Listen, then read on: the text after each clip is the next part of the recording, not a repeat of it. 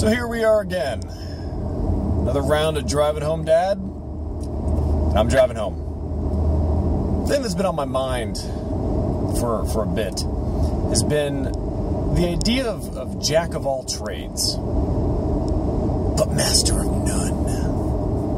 I'm not sure when that second part was added. I know a lot of times we used to say it in a certain way of, oh, this person's a jack of all trades. Real Renaissance man. There you go. He'll be the person, she'll be the person to fix your problems, help you out. But recently it's turned into this jack of all trades, but master of none. It's almost just come across like it's this insult. When did that happen?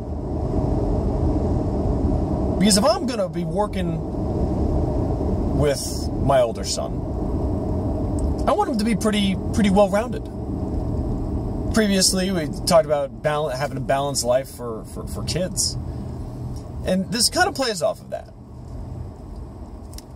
I want my kid, I want both of them. If they okay, hey, let's be pretty good at some baseball, or building Legos, or telling a story. It doesn't have to be perfect. It's just to be able to do it. Just try it out, so the kid can understand what he or she is good at.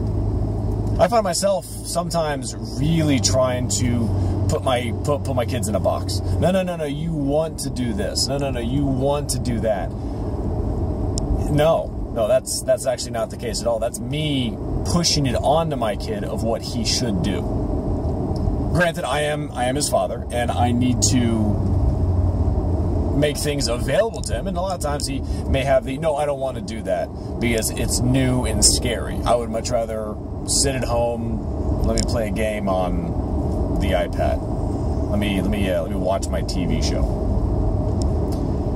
So there's an element that I have to push him because he may not know of the fun that he's missing out on.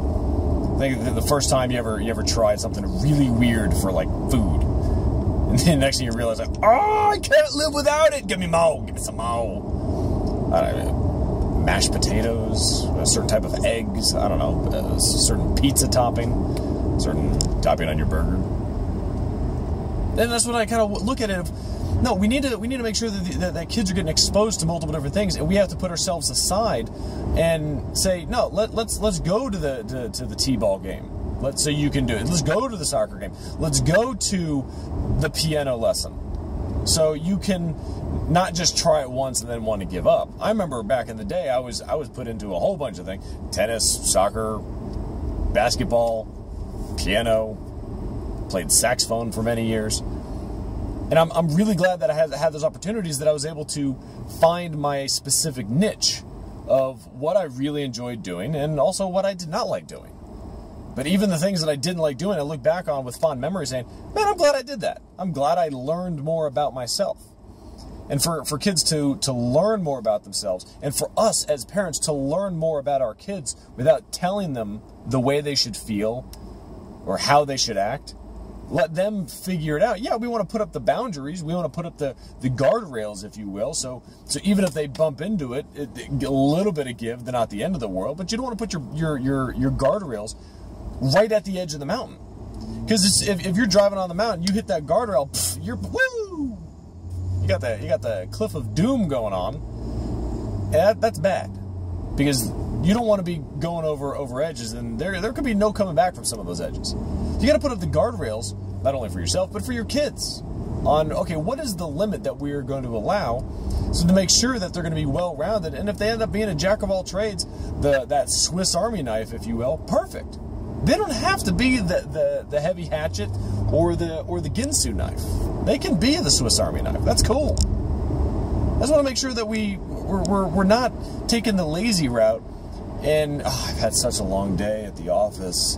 Now I gotta go. Maybe my kid will just want to eat pizza, and we'll watch a movie. Then I'll be a really cool dad. Well, let's also remember of what the kid has been doing throughout the day as it is. Is that going to be the best thing to encourage the kid for that? What grade level is your kid in? And is that going to be the best thing to finish out the second half of their day while they're spending time with you? Because you may not have seen them in the morning because you left too early for work. You may be trying to get them to be too active in the evening when they just spent a full day at school. This is another thing about really paying attention for what the kids are doing on a regular basis, and not just keep burying your head in the sand, thinking that it's more of a burden, because then that takes us back to another conversation about being selfish. So let's just try to encourage the jack of all trades. Let's try to encourage the well-roundedness and not worry so much about someone not being a master of something, because as research has shown us, 20,000 hours. 10,000 hours. 10,000 hours of practice is what it's going to take for someone to become a master of something. 10,000 hours. But 20 hours to become proficient. I think let's just set a good groundwork, good framework for the proficiency of many different things to encourage our children to be just well-rounded people. Let me know how it works out. Thanks for watching.